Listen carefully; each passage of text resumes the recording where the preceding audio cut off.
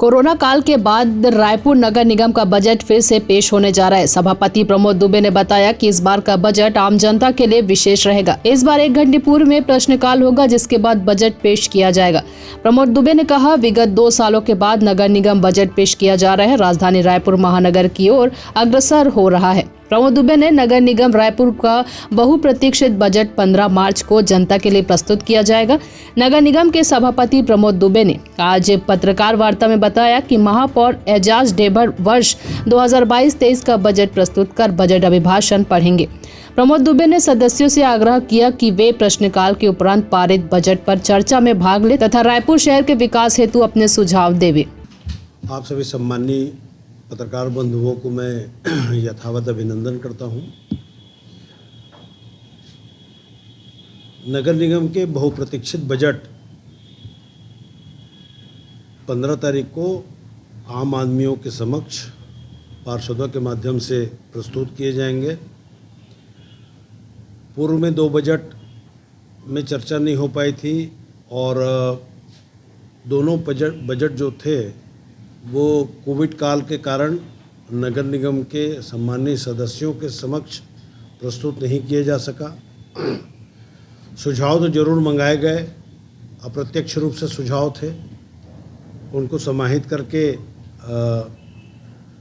लेखा जोखा तैयार किया गया। उसी आधार पर विगत 19-20 और 20-21 के जो बजट हैं उस पर काम हुआ। चूँकि कोविड काल था और प्राथमिकता जो थी वो लोगों के स्वास्थ्य संबंधी चीज़ों से थी। अब कोविड का लगभग दौर समाप्त सा हो गया है। उसको दृष्टिगत रखते हुए 15 तारीख को बजट प्रस्तुत किया जाना है। रायपुर नगर निगम 215 वर्ग किलोमीटर के क्षेत्र में फैला हुआ विस्तृत महानगर की तर्ज ले रहा है। जिस प्रकार से सफाई व्यवस्था से लेकर मैकेनाइज स्वीपिंग, उसके अलावा पर्यावरण की दृष्टि से सरोना ट्रेंचिंग ग्राउंड जैसे बड़े अहम मुद्दे हैं। सीवरेज ट्रीटमेंट प्लांट लगभग कंप्लीशन में है। एक महानगर में जो व्यवस्थाएं होती हैं वो लगभग सारी व्यवस्थाएं रायपुर नगर निगम की सीमा में है। आकर्षक bus stand, multi level parking, लगभग 197 उद्यानों में ओपन जिम, तेलीबांधा तालाब, कटोरा तालाब, बूढ़ा तालाब, जवाहर बाज़ार, बाज़ारों का विकेंद्रीकरण, वर्तमान में गोल बाज़ार का व्यवस्थापन। तो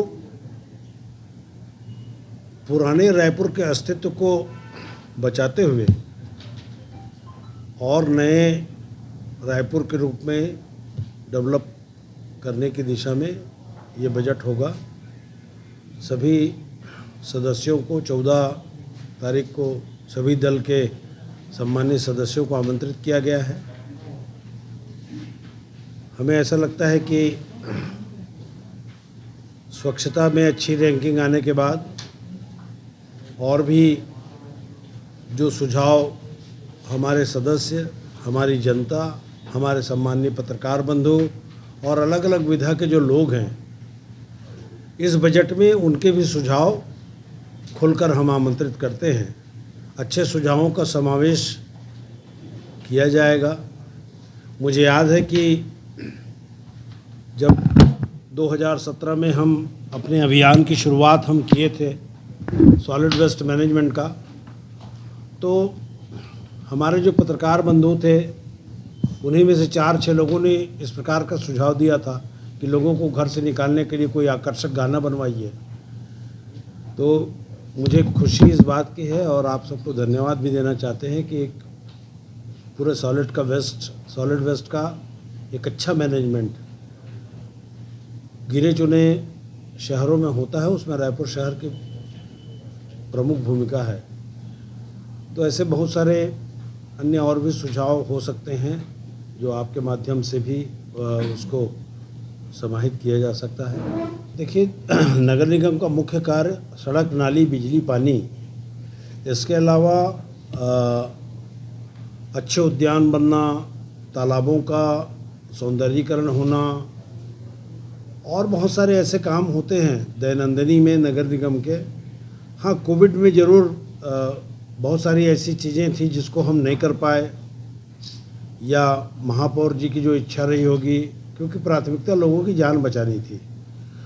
उस प्राथमिकता को तय करते हुए केवल एक ही और कंसंट्रेट किया गया और उसी का परिणाम था। निश्चित रूप से 2 वर्षों में प्रभाव तो पड़ा है और उस प्रभाव को हम लोगों ने अपनी आंखों से देखा है, लेकिन अब स्थिति सामान्य हो चली है। तो मुझे ऐसा लगता है कि अच्छा बजट लोगों के से पूछ करके लोगों के हित में, लोक हित में ये बजट जारी होगा। जिस प्रकार से छत्तीसगढ़ की राज्य सरकार माननीय भूपेश बघेल जी ने बजट प्रस्तुत किया, उसमें सर्वहारा वर्ग के लिए और सभी लोगों से पूछ करके उन्होंने बजट बनाया, तो उसी का परिणाम है कि आज आम लोगों के लिए, आम लोगों के द्वारा प्रस्तुत की गई बजट हमको दिखाई पड़ती है।